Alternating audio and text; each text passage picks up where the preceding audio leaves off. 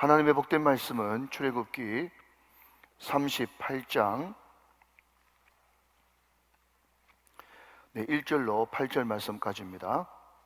출애굽기 38장 우리 1절부터 8절 말씀, 이 계시 말씀을 한 절씩 교독하시고 마지막 합독하실 때 살아계신 하나님의 음성을 들을 수 있기를 원합니다. 1절, 그가 또 조각목으로 번제단을 만들었으니 길이는 5규빗이요 너비도 50규빗이라.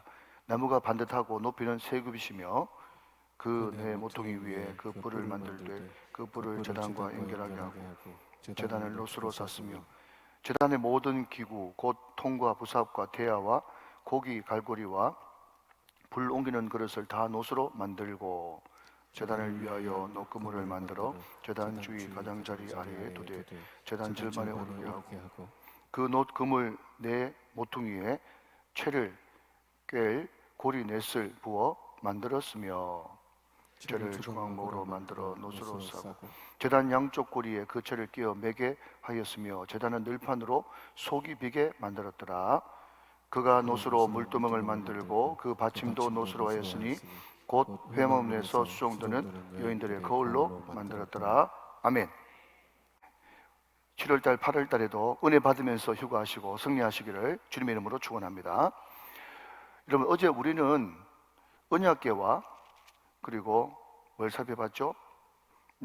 떡상을 살펴보면서 언약궤도 25장 또 떡상도 25장에 나오는데 출애굽기 37장에 또 나온다, 그렇게 말씀을 드렸습니다.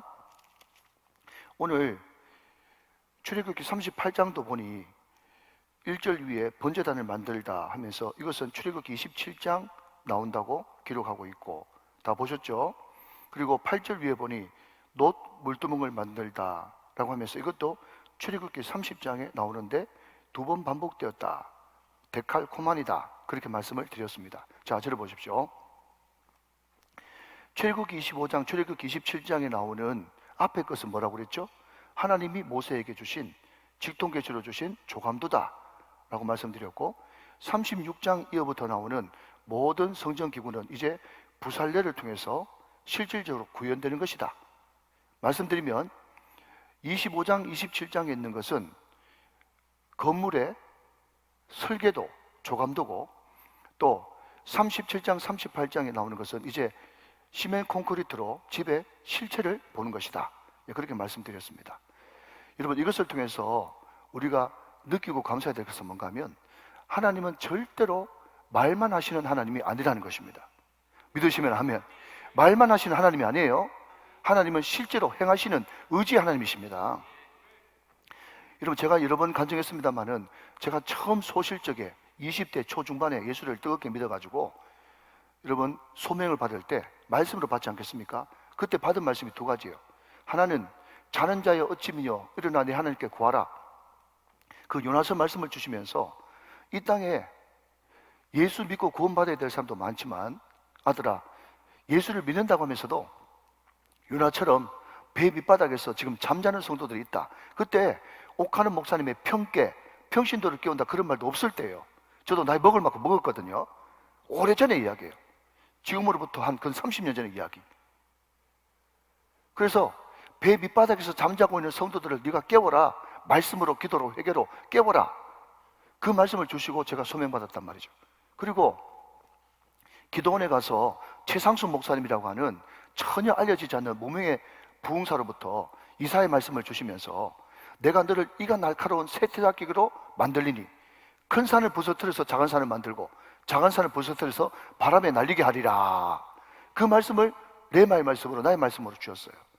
그런데 여러분, 제가 25살 때 그 말씀을 소명을 받았다 그러면 35살 때도 아무 반응도 없고 45살 때도 별 반응 없고, 근데 여러분 이제 50대 중반이 된 이쯤에 최근 들어서, 그리고 최근자에 하나님께서 여기도 세우시고 저기도 세우시고 배에서도 말씀 전하게 하시고 땅에서도 말씀 전하게 하시고 계속해서 말씀 전할 수 있는 길을 주시는데, 그때마다 여러분 느끼는 것은 30년 전에 말씀하신 그 말씀이 점점 내 심령 안에서 지금 이루어지고 있구나, 이게 현실이 되고 있구나, 그것을 느낀단 말이죠.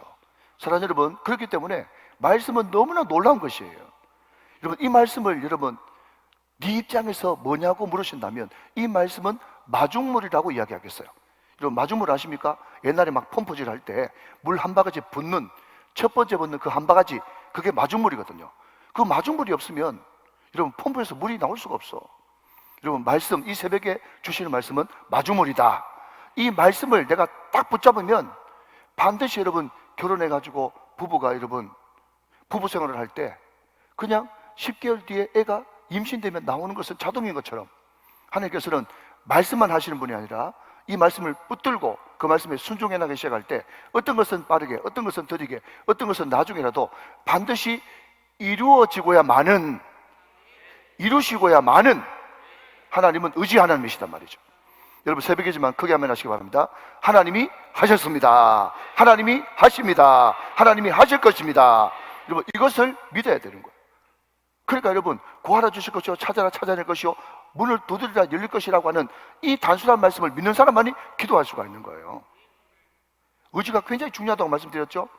예, 이것은 주일날 제가 창세기 35장 한 번 더 말씀드리면서 좀 더 구체화시키도록 그렇게 하겠습니다. 여러분, 참 재미있는 것은 제가 이번에 일본 선교를 갔는데 보통 선교 가면은 한 70%는 이제 선교 사역을 하고 한 30%는 그래도 멀리 외국까지 나왔으니까 좀 정서를 풀고 또 맛있는 것도 먹고 또 거기 문화 탐방도 하고 이렇게 하는 시간을 주지 않습니까? 예, 그게 하우스 보스텐이라고 일본 나가사키 그 근처에 네덜란드 땅, 우리로 말하자면 뭐 독일 마을 비슷한 거 있지 않습니까? 예, 그런 것을 만들어 놨더라고요. 이 정원처럼 이렇게 막 이렇게 꾸며 놨는데 거기에 이제 주최 측에서 뭐 1인당 돈 10,000원씩 이렇게 주면서, 아니죠, 2인당 30,000원이니까 한 15,000원씩 주면서 그냥 식사도 하고 또 산책도 하고 이렇게 자유시간을 줬어요. 그런데 이제 제가 쭉 가니까 우리 성도들 이제 4분, 우리 김정일 목사님까지 6명이 됐어요. 그래서 밥을 잘 먹고, 그런데 딱 나오니까 우리의 옛 감성을 자극하는 회전목마가 거기에 다리 넘어서 빙빙 돌고 있는 게 회전목마가. 그러니까 딱 보니까 시간이 20분밖에 안 남았어. 그런데 갑자기 제 특유의 감수성이 올라와 가지고, 권사님, 집사님, 우리 회전목마 한번 닦아요. 그랬더니 정말요? 그렇게 이야기하는 거예요. 그래서 회전목마, 제가 큰 소리 뻥 쳤어요. 회전목마 그 돈은 내가 내겠습니다. 가십시다 하면서 갔는데요, 3층 높이로 돼가지고 굉장히 고급스러운 회전목마더라고요. 제가 제일 먼저 관심 있는 것은 얼마인지 싶어가지고 물었죠. 얼마냐? 그랬더니요, 놀란 것은요, 풀이 공짜라고 그러더라고요. 공짜. 그런데 제가 분명히 봤거든요. 그 제 주변에 많은 분들도 그냥 회전목마를 타고 싶었는데 저 회전목마 타면은 또 추가 돈이 들어야 되니까 그냥 아쉬운 발걸음을 돌이키는 사람을 제가 3팀 봤어요. 그 사람들은 구하지 않고 찾지 않고 두려지 않으니까 그냥 먼 산 바라보면서 그냥 아이고 타고 싶은데 돈이 없네 하면서 그냥 간 사람들이 여러 사람이잖아요. 그런데 저는 구하고 찾고 두드리니까 공짜로 타잖아. 목사님한테 끌어붙이기는 기가 막히게 끌어붙인다. 예, 근데 이게 영 없는 말이에요. 그렇죠? 우리는 말이죠, 우리가 왜 간증이 없는 줄 아세요? 모든 것에 하나님과 결부를 못 시키니까 간증이 없는 거예요. 여러분, 모든 삶의 현장 가운데 하나님이 간섭하지 않는 것이 있던가요? 머리털 하나까지 다 세심 받으신 하나님인데, 할렐루야. 그래서 모든 것을 다 믿음과 말씀과 결부시켜 보세요. 얼마나 풍성해지는가. 할렐루야. 자, 다시 돌아가서 하나님은 말씀만 하는 분이 아니라 해내고야만은 의지 하나님이시다. 그 하나님을 굳세게 붙들 수 있는 저와 여러분 되시기를 주님의 이름으로 축원합니다. 자, 여러분, 같은 맥락에서 1절 한번 보시죠. 1절. 그가 또 조각목으로 번제단을 만들었으니. 자, 여기까지요. 자, 여기 그가가 누굽니까? 어제 제가 말씀드렸어요. 어제 37장 1절에도 나왔어요. 그가 누구죠? 성막을 가장 잘 만드는 최고의 탁월한 부살렐입니다. 부살렐. 여러분, 부살렐은 참 의미가 있는 사람이에요. 그죠? 네. 훌의 손자예요. 훌의 손자. 우리의 아들인 부살렐. 예, 제가 참 사랑하는 출애굽기 35장에 그것이 등장합니다. 출애굽기 35장 30절 31절 보면 하나님께서 부살렐을 부르셨는데 그 부살렐을 그냥 부살렐이라고 하지 않고 여러분 훌의 손자라고 이야기해요. 훌의 손자. 이것은 참 가슴 찐한 그 사연이 거기에 담겨 있습니다. 다 이야기할 수는 없고. 자, 어제 제가 뭐라고 말씀드리는가 하면 출애굽기 25장 27장 그 앞쪽에 조감도를 주실 때는 하나님이 모세에게 직접 주신 거예요. 그런데 그 출애굽기 37장 38장에 구체적인 언약궤를 만들고 여러분 등잔대를 만들고 떡상을 만들고 여기에 번제단을 만들고 여기에 물동을 만드는 모든 것들은 하나님의 사람 부살레를 통해서 이루어지는 거예요. 그래서 기도의 최고봉은 뭐다? 우리가 기도의 응답자가 되는 것이에요. 언약의 최고봉은 뭐다? 우리가 언약의 여러분 성취자가 되어지는 거예요. 여러분 생각해 보십시오. 자, 저를 보십시오. 자, 굉장히 중요합니다. 하나님은 이스라엘 백성들을 구원하실 때 일방적으로 계획하시고 일방적으로 이끄셨어요. 생각해 보십시오. 우리가 무슨 재주로, 사람이 무슨 재주로 나일강을 피로 만들어요? 그 많은 개구리 어디서 모아오고 있어요? 우박, 독종 다 마찬가지죠. 홍해 가르는 거 우리가 할 수 있습니까? 하나님이 하셨습니다. 하나님이 다 하셨어요. 다 하셨단 말이죠. 그런데 그 구원의 완성을 이루는 성막, 결국 하나님께서 우리들을 단순히 출애굽 구원만 시키고 끝나는 것이 아니라 우리를 단순히 가나안 천국 보내는 것으로만 끝나는 것이 아니라 결국 그 구원과 천국 중간에 뭐가 있어? 예배가 있거든. 예배. 기억나시죠? 하나님은 예배 받기를 원하신단 말이죠. 그 예배를 상징하는 것이 성막이죠. 그게 무슨 말인가 하니까 하나님께서 구원을 일방적으로 다 이루셨지만 하나님이 우리를 그냥 단순히 구원시키는 것으로만 끝나는 것이 아니라 그 결정적인 예배를 상징하는 그 성막에 부살레리라고 하는 사람을 동력자로 쓰셨다는 거예요. 우리가 왜 구원받았습니까? 왜 우리가 하나님의 자녀 됐습니까? 예수 믿고 천국 가려고요. 그게 여러분 단순 구조란 말이에요. 하나님은 우리를 결단코 구원만 하시고 끝나려고 하는 것이 아니라 하나님은 우리를 동력자로 삼기를 그토록 원하시고 계신단 말이죠. 하나님은 우리를 동력자 삼기를 원하신단 말이죠. 그걸 아셔야 되는 거예요. 그래서 좀 뒤에도 말씀드리겠습니다만은 성경이 뭐냐고 물으신다면 여러분 구원과 구원 그 이유죠. 박영선 목사의 책 제목이 구원 그 이유. 이것을 다른 말로 바꾸면 네가 정말 구원받았다면 어떻게 살 것인가? 어떻게 구원받는가? 구원받은 후에 어떻게 살 것인가? 이게 성경이요. 이것을 좀 어려운 말로 바꾸면 십자가와 제자도죠. 십자가로 구원받고 우리는 제자의 삶을 살아가는 것이죠. 성경은 여러분 단순히 예수 믿고 천국 가는 거 그게 전부가 아니에요. 그것은 말씀드렸잖아요. 제가 십자가를 결단코 약화시키는 게 아니지만 그 십자가는 구원의 이제 첫 문을 통과한 것 뿐이라고. 이렇게 이야기하니까 자꾸 구원이 약한 것 같아가 대단히 죄송한데 구원 너무너무 중요하죠. 여러분 이게 엄청난 전부라고 할 수 있어요. 그러나 그럼에도 불구하고 성경은 예수 믿고 구원받고 지옥 안 가는 것 이것이 전부라고 말하지 않는다. 그게 만약 전부라 그러면 제일 복 받은 사람이 누구라고요? 예수님 우편 강도 죄 지을 거 다 짓고 그냥 막판에 구원받았고 끝나는 거 그 사람이 제일 복 받은 사람이에요. 그런데 세상 어떤 사람이 예수님 우편 강도를 제일 복 받은 사람이라고 이야기했던가요? 그 누가 말했던가 말을 했던가? 어쩌면 여러분 엄밀하게 따지자면 그 사람은 부끄러운 구원이에요. 제가 말씀드렸잖아요. 제가 오스트리아 가니까 엄청난 궁전이 있는데 그 궁전 문만 해도요 수백억이에요. 수백억. 그 화려한 궁전 문 그게 수백억 가치가 있다고 해가지고 자꾸 문 앞에서만 사진 찍으면 되겠어요? 이게 너무 중요하니까 계속 강조하는 거예요. 그러면 여러분 반드시 거기에 하는 안내원 경비가 이야기할 거예요. 안에 들어가면 너무 좋은 것이 많으니까 문에만 있지 마세요라고 말할 거예요. 각종 보석으로 장식된 정말 여러분 휘황찬란한 환상적인 판타스틱한 그 궁전이 그 안에 들어있다고요. 사랑하는 여러분, 성전 울타리 뜰에서만 머물면 안 되고 지성소로 들어가야 되시지. 우리가 구원받는 것으로 끝나는 것이 아니라 하나님, 내가 받은 구원의 이 은혜가 너무 크니 하나님의 동력자로 내가 평생 살고 싶습니다.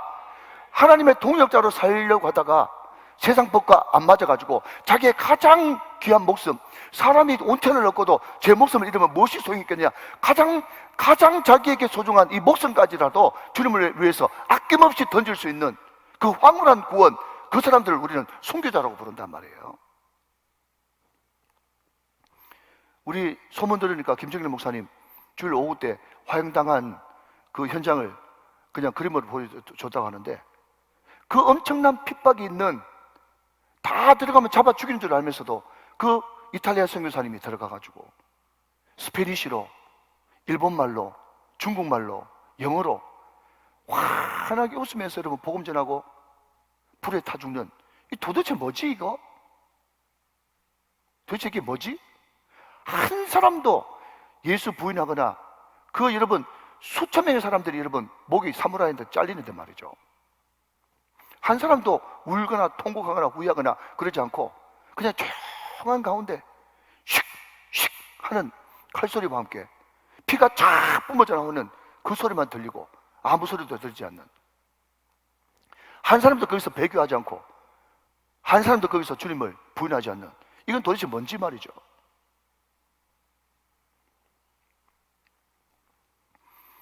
하나님과 깊어지게 되면 그런 역사가 일어나게 될 줄로 믿습니다. 우리가 순교자의 피를 팔아먹는 설교를 해서 안 되겠죠? 그냥 그것을 알고만 있어서 안 되겠죠? 그렇기 때문에 우리는 발부둥치고 노력하고 가서 보고 결단하고 다짐하고 이런 과정들이 필요한 거예요. 제가 주일날 좀 말씀드리겠지만 이것을 우리는 의지적인 거룩이라고 그래요. 우리 하나님은 원래부터 거룩하셨기 때문에 그것을 원래적 거룩, 형상적 거룩이라고 부르고요. 우리는 그 흉내라도 내는 삶을 살아야 된다. 그것을, 그럼에도 불구하고 하나님은 거룩이라고 말씀하신다. 의지적 거룩이라고 이야기하시는 거예요. 자, 여러분, 우리가 지난번에도 살펴봤지만 우리 인간적인 편에서 보면 울타리가 먼저고, 울타리 문이 있고, 제일 먼저 들어가면 번제단이 있고, 물두멍이 있고, 성소로 들어가고 지성소로 들어가고 언약궤가 있고, 그렇게 해야만 원래 순서죠. 우리들의 순서. 그런데 출애굽기 25장도 마찬가지고 오늘 출애굽기 37장도 마찬가지고 제일 먼저 성경에서 언급하고 있는 성물은 언약궤입니다. 언약궤. 무슨 말입니까? 항상 성경의 중심은 하나님이에요. 꼭 명심하십시오. 여러분, 베이스, 기초가 중요해요. 기초가. 세상 사람들은 여러분 수도 서울이 세상의 중심이라고 하지만 우리 믿는 사람들에게 성경의 항상 중심은 하나님이 있어요. 하나님의 임재입니다. 하나님이 함께 하시는 장소입니다. 그래서 항상 성막과 성물을 이야기할 때는 언약궤부터 시작한다. 이게 굉장히 중요한 키포인트 중에 키포인트의 것이다. 언약궤부터 시작한다. 자, 그럼에도 불구하고 여러분, 그럼에도 불구하고 성막은 다 중요하죠. 이것을 굳이 나눈다면 지성소의 신앙만 있으면요, 말씀밖에 없어. 성소의 신앙만 있으면 예수님과 교제하는 예수님의 떡, 생명의 떡, 자기들끼리 교제만 풍부해. 그렇지만 여러분, 지성소와 성소가 너무너무 중요하되 성막에는 지성소와 성소만 있는 것이 아니라 물두멍도 있고 번제단도 있단 말이죠. 이해가 되십니까? 예, 물두멍도 있고 번제단도 있다. 그러면 번제단은 뭐 하는 것인가? 예, 살펴봐야 되겠죠? 자, 여러분 2절 말씀 보십시다. 2절 말씀. 그 네 모퉁이 위에 그 뿔을 만들 때 그 뿔을 제단과 연결하게 하고 제단을 롯으로 샀다 그랬습니다. 여러분, 번제단의 기능 가운데 가장 키포인트 중에 하나는 바로 뿔입니다. 뿔. 뿔이 뭡니까? 구원의 뿔이시오. 네, 구원의 뿔. 그래서 성경의 여러 사건들을 보면 어떤 죄인이라도 그 뿔을 잡으면 마지막 자기 호소는 할 수 있는 기회를 얻게 되죠. 그게 구원의 뿔이에요. 물론 그 호소가 거짓말이고 그리고 지은 죄가 명백하다면 그 죄에 대한 대가는 분명히 받아야 되지만, 옛날만 해도 CCTV가 있습니까? 뭐가 있습니까? 그러니까 억울한 죽음들이 너무 많았단 말이에요. 그러니까 어떤 사람이라도 난 너무 억울해, 나는 지금 누명이야, 나는 정말 죄인이 아니야 라고 했었을 때 성소에 들어가 가지고 성막에 들어가서 구원의 뿔을 잡기만 하면 일단 내가 죽지 않을 수 있는 그런 권리를 얻게 되고, 또 모든 모함과 배신에서 구원받을 수 있는 그런 기회를 얻게 되는 것이 번제단의 뿔이다 하는 것입니다. 이런 번제단은 죄를 사함받는 곳이죠. 그죠?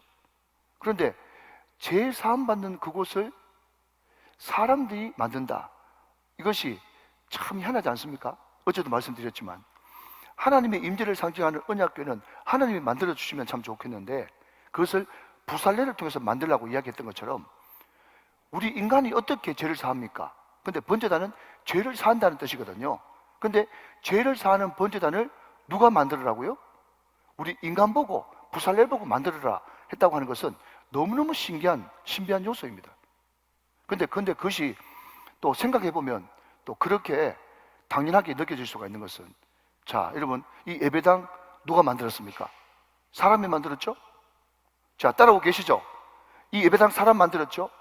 자, 이 예배당을 사람 만들었는데 이 예배당에서, 이 강단에서 뭐가 선포되어집니까? 말씀이 선포되어지죠. 여러분, 이 예배당에서 기도할 때 여러분 기도가 응답되어지죠. 여기서 회개할 때 제 용서함을 받죠.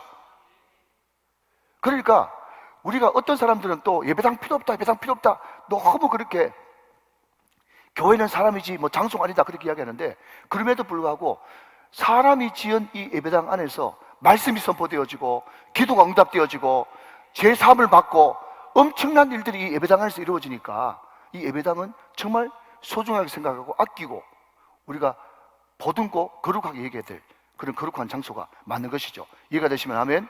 자, 그런데 여러분 생각해 보십시오. 방금 제가 말씀드릴 때 번제단에 있어서 가장 키포인트 중에 하나는 구원의 뿔이라고 이야기했는데, 그 뿔을 모든 사람이 잡을 수 있지만, 잘 들으십시오.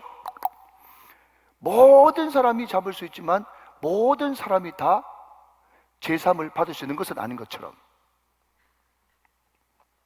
그건 제 묵상이에요. 누구든지 교회에 올 수 있지만, 병든 자도 가난한 자도 슬픈 자도 고통 가운데 있는 사람도 누구든지 교회 안에 올 수 있지만 교회 안에 들어와서 다 구원받는 것은 아닌 거예요. 이게 굉장히 중요한 키포인트 중에 하나입니다. 여러분, 당시에는 마음이 힘들고 어려서 돌았겠죠. 사업 문제 해결하고 자녀 문제 해결하고 자기의 병 고치고 싶어서 왔겠죠. 그런데 병이 중요한 것이 아니라, 여러분, 병 고치는 것도 중요하지만 병 고치는 자체가 중요한 것이 아니라, 자녀 문제 해결을 받는 자체가 중요한 것이 아니라, 결국 여러분 그 병 고침 받고 자녀 문제 해결하고 자기 사업의 문제, 물질의 문제 해결을 함으로써 그것을 통해서 누굴 만나야 되는 거예요? 하나님을 만나는 거예요. 하나님을 만나야 되는 거예요. 십자가를 경험해야 되는 것입니다. 십자가를 경험함으로써 제자도 안으로 들어와야 되는 거예요. 그런데 적지 않은 사람들이, 여러분, 저는 부정적인 이야기 쓰겠습니다. 어떤 사람들, 많은 사람들이 그러면 기분 나쁘잖아요. 최소한 여기 있는 사람들 빼고, 적지 않은 사람들이 그냥 문제 해결되고 자녀 문제 해결되고 병 고치고, 그리고 그냥 그 이외에는 아무것도 없어. 분명히 과거에는 엄청난 은혜가 있는데 그 뒤에, 여러분, 우리는 다, 자, 좀 호응해 주시기 바랍니다. 예수 믿고 주님을 제대로 알고 있죠? 우리는 신앙세계를 알고 있죠? 그죠? 그렇기 때문에 이야기해보면 우리 안에 계신 성령님께서 저 사람이 정말 거듭난 사람인지, 아직까지 거듭나지 못한 사람인지, 여전히 세상 사람인지, 어디에 관심이 있는지 대충 알지 않습니까? 허허이, 알죠?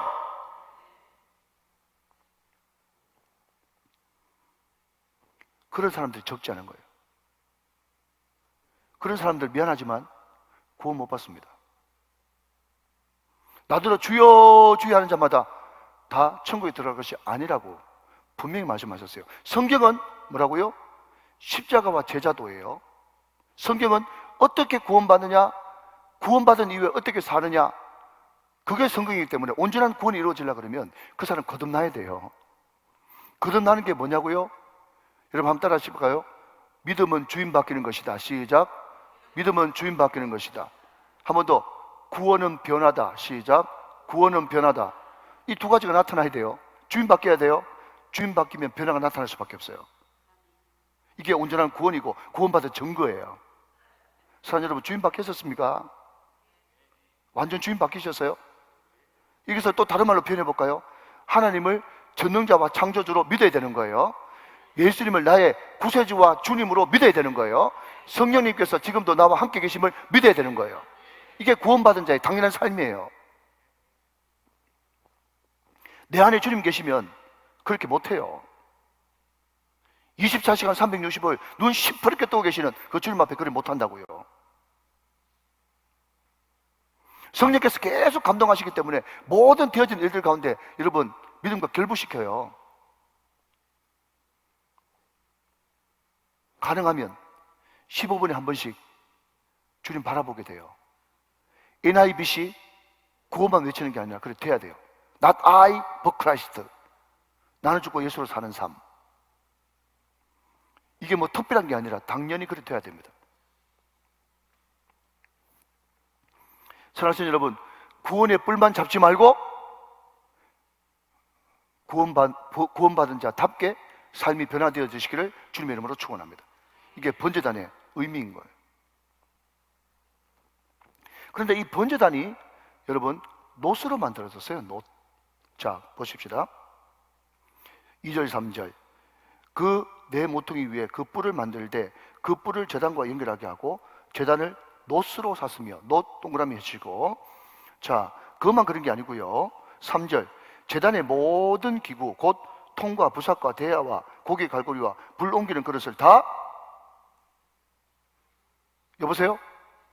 좀 이야기하면서 들으세요. 예, 다 뭐로 만들었어요? 놋으로 만들었어요. 이것도 놋으로 만들었어요. 4절. 제단을 위하여 무슨 건물? 놋 그물을 만들어 제단 주위 가장자리 아래 2대 제단 절반을 오르게 했다. 계속 뒤에 놋이 나옵니다. 그러니까 성소와 지성소 안에 있는 모든 물건들은 디테일, 섬세한 것이 필요하기 때문에 다 금으로 했고, 또 성소 바깥에 있는 물두멍이나 또 번제단이나 그 모든 것들은 불에 강한 놋으로 만들었어요. 그런데 여러분, 그러면 성소 안에 있는, 지성소 안에 있는 그 금은 중요하고 바깥에 있는 놋은 중요하지 않습니까? 그게 아니에요. 그러니까 이것은 무슨 위치라기보다는 기능에 초점을 맞춘 거예요. 금은 불에 약하기 때문에 불에 강한 놋으로 만든 것이죠. 여러분, 저는 이 말씀을 묵상하면서 이 구절이 떠올랐어요. 우리 너무 좋아하는 구절이죠. 디모데후서 2장 20절 21절 읽고 다음으로 넘어가겠습니다. 디모데후서 2장 20절 21절 말씀 같이 보겠습니다. 디모데후서 2장. 자, 잘 하실 말씀이죠? 예, 제가 놋을 강조했던 것이 바로 이것 때문에 그렇다는 거예요. 시작. 큰 집에는 금그릇과 은그릇뿐 아니라 나무그릇과 질그릇도 있어 귀하게 쓰는 것도 있고 천하게 쓰는 것도 있나니. 21절 시작. 그러므로 누구든지 이런 것에서 자기를 깨끗하게 하면 귀히 쓰는 그릇이 되어 거룩하고 주인의 쓰심에 합당하며 모든 선한 일에 준비함이 되리라. 아멘. 여러분, 금이냐 놋이냐 이게 중요한 것이 아니라 어떻게 하나님 원하는 곳에 쓰일 수 있는가, 그게 굉장히 중요한 겁니다. 우리가 그냥 여러분 그냥 단순히 홀리 거룩하게 생각할 때, 아니 어떻게 그 성막 안에 3절에 나오는 통, 부삽, 대야, 고기 갈고리, 불 옮기는 그릇, 이게 있을 수 있겠냐? 그렇게 생각할 수도 있어요. 그런데 이거 없으면 여러분 제사가 안 이루어지는 것입니다. 그렇죠? 그러니까 여러분, 모든 성도들, 교회에서 목사만 필요한 것이 아니라 모든 성도들이 다 필요한 거예요. 어떤 성도들은 교회 와서 말씀 듣고 은혜 받았어요. 근데 자기는 지금 할 수 있는 것이 아무것도 없고 할 형편도 정말 전혀 안 돼가지고 소위 말하는, 여러분, 예배만 드려요. 예배만 열심히 드려요. 아멘 좀 하시기 바랍니다. 새벽기도 5번, 수예배 2번, 금요 성령집회, 주일 1, 2, 3, 4번 예배 다 예배 드려요. 여러분, 저도 이제 철이 좀 드니까요. 철이 좀 드니까 제일 고마운 분이 예배 안 빠지고 그 자리에 잘 지키신 분이 제일 고마워요. 동의되십니까? 네, 그분들이 제일 고마워요. 그러니까 오늘 이 자리에 여러분 이런 형편 저런 형편이 안 돼가지고 이런 사정 저런 사정 때문에 힘들어서 하나님 저는 봉사하고 싶은데 저는 예배만 드립니다. 그런 분들 위로받으세요. 괜찮아요. 하나님께서 반드시 봉사할 수 있는 그런 길을 열어주실 때가 있을 줄로 믿습니다. 교회에 중요하지 않은 분은 한 분도 안 계세요. 이것을 통해서 그리고 성전의 모든 기구들을 통해서 우리가 받아야 될 교훈이죠. 자, 그런데 우리가 번제단 그렇게 이야기하니까 이 강대상처럼 평평한 뭔가가 있다고 생각하는 그런 분들이 10분 중에 한 5분 계십니다. 그런데 결론부터 말씀드리면 번제단은요, 기둥밖에 없어. 바람막이 기둥밖에 없어. 그리고 그러면 그 제물을 어디에 올립니까? 라고 이야기하면 놋그물에 올려요. 놋그물이 뭐냐고 쉽게 번역하면 석쇠예요. 석쇠. 여러분, 우리가 고깃집에 가면 석쇠 있죠? 예, 모르면 옆에 분한테 물어보시기 바랍니다. 예, 고기 석쇠 위에 거기다가 제물을 올리는 거예요. 놋망에다가 올리는 거예요. 두 가지죠. 이유는 하나는 불을 떼야 되기 때문에 그렇고, 그죠? 또 하나는 지금 이 성막의 기구들은 구름기둥, 불기둥이 옮길 때마다 어떻게 해야 돼요? 계속 옮겨 다녀야 되죠. 세팅된 게 아닙니다. 옮겨 다녀야 되니까, 만약에 여러분 생각해 보십시오. 놋으로 제단을 만들어 가지고 여러분 완전 박스 네모로 만들어라 그러면 그거 어떻게 들고 가겠어요? 그 고아 자손들은 무슨 죄를 지었길래 그거를 계속 광야 40년 동안 들고 다녀야 되겠냐고요. 그러니까 결국은 칸막이, 석쇠, 이게 번제단의 모습이에요. 여러분, 번제단 그러니까 그냥 이렇게 박스 된 거 생각하지 마십시오. 예, 그거 아니에요. 놋 그물로 되어 있다 하는 것입니다. 자, 이제 마지막으로 중요한 것은요, 예, 이 단어입니다. 마지막 7절 말씀 보세요. 7절. 자, 같이 한번 읽어보세요. 시작. 제단 양쪽 고리에 그 채를 끼워 매게 하였으며 제단은 널판으로 속이 비게 만들었더라. 자, 속이 비게 만들었더라. 밑줄, 속이 비게 만들었더라. 자, 들어보십시오. 물론 이것이 여러분 억지 적용일 수도 있어요. 그렇지만 저한테는 최소한 너무 은혜되는 거 있죠. 당연히 속이 비게 만들어야 되겠죠. 그죠? 그 불 떼야 되니까. 그러니까 양쪽에 그냥 놋으로 된 칸막이, 그 조각못을 놋으로 입힌 거, 싸서 입힌 거, 당연히 속은 비어 있어야 되고, 그 위에 거물망, 그 위에 이제 재물 올리고, 밑에서 불 떼고, 그 밑으로 기름 떨어지고, 숯 떨어지고, 이렇게 해가지고 태워서 번제 드리는 거예요. 여러분, 우리가 주님 앞에 나올 때, 제사를 드릴 때, 예배를 드릴 때, 여러분 공로를 가지고, 여러분 무슨 야망을 가지고 나오면 안 되는 거예요. 다 비워야 되는 것입니다. 오직 우리의 유일한 재물은 예수 그리스도세요. 그분 바라보면서, 오직 예수 바라보면서 하나님이 우리에게 요구하시는 것은 무슨 공로, 잘남, 박수 받을 거리, 칭찬거리가 아니고, 하나님이 우리에게 요구하시는 제사는 상한 심령이다. 상한 심령이 뭐냐? 하나님, 저는 죄인입니다. 주님, 저는 병자입니다. 죄인과 병자, 이런 마음으로 나와야 되는 거예요. 기억나시죠, 여러분? 나만이 여러분 엘리사를 찾아가는데 탱크 몰고 갔다니까. 탱크 몰고 갑옷 입고 갔어요. 그게 무슨 환자의 모습입니까? 그 모습 가지고 여러분 치료받을 수 있겠어요? 내가 정말 병원 가가지고 낫기를 원한다면, 내가 장군이어도, 내가 재벌이어도 다 계급장 떼고 환자복 갈아입고 휠체어 타고 들어가야 진정한 의사를 만날 수가 있는 거예요. 의사 앞에 섰으면서도 내가 바깥에서 얼마나 대단한 사람인 줄 알아? 내가 누군 줄 알아? 죽는 거예요. 사랑하는 여러분, 여러분들이 세상적으로 아무리 잘나고도 최소한 이 자리에 앉으실 때는 죄인의 모습으로 앉으시기 바랍니다. 병자의 모습으로 앉으시기 바랍니다. 하나님이 아니면 소망이 없습니다. 나는 병든 자입니다. 나는 슬픈 자입니다. 나는 가난한 자입니다. 주님밖에 나의 소망이 없습니다. 심령이 가난한 마음으로, 상한 마음으로, 애통하는 마음으로, 그게 여러분 속이 비어 있는 것이에요. 여러분, 번제단의 의미는 원죄를 씻는다 이런 뜻이에요. 원죄를 씻는 거예요. 원죄 개념이에요. 그 뒤에 나오는, 여러분 오늘 8절 한 절 달랑 읽었지만은, 여러분 이 8절에 나오는 물두멍은요, 조직신학적으로 이야기하자면 자범죄예요. 우리가 원죄로 다 사함받았습니다. 그렇지만 모든 죄 다 사함받았나요? 아니에요. 저는 여러분 오래전에 설교했는데 아직까지 기억합니다. 우리 교회 헌신을 배우셨던 허은구 목사님이 그런 이야기 하셨어요. 자기는 1부, 2부 예배 사이에도 회개한다고. 기억나십니까 여러분? 난 그게 너무 충격인 거예요. 그런데 어느 순간 그 말이 100번, 1000번 맞아요. 뭔가 하면 제가 2부 예배 때 설교를 끝내주게 했어요. 예를 들면 말이죠. 그러면 말이죠, 그 예배 도중에 무슨 제가 틈탈 그 시간이 있겠습니까? 그 시간 얼마나 된다고. 그런데 2부 예배 끝나고 나면 교만이 쓱 들어와. 내가 2부 설교 잘했군. 그 회개해야 돼. 그게 물두멍이야.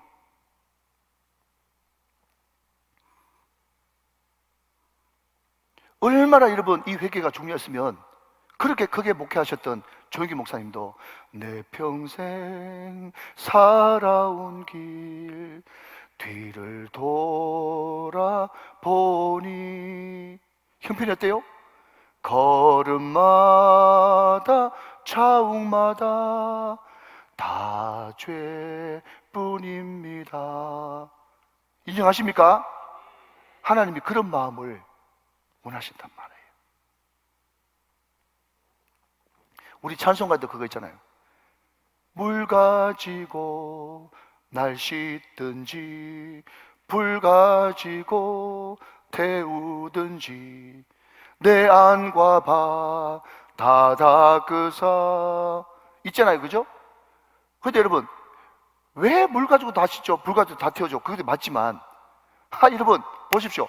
성막을 보니까 번제단에서 다 태우고 물동에서 다 씻고, 할렐루야, 그거예요 여러분. 이게 물 가지고 날 씻든지 불 가지고 날 태우든지, 이게 지금 번제단과 물두멍 이야기하는 거구나. 뭐 그게 맞든지 아니든지 저는 그렇게 받았단 말이에요. 여러분 동의하시면 아멘. 불 가지고 태우든지 물 가지고 날 씻든지 내 안마가 다 닦으사 주의 형상을 만들어야 되는 거예요. 그게 여러분 바로 속이 빈, 상한 마음, 가난한 마음, 애통하는 마음, 그게 바로 내가 거룩하니 너희도 거룩하라 라고 하는 레위기 11장 45절의 핵심 하나님의 마음이 되는 것입니다.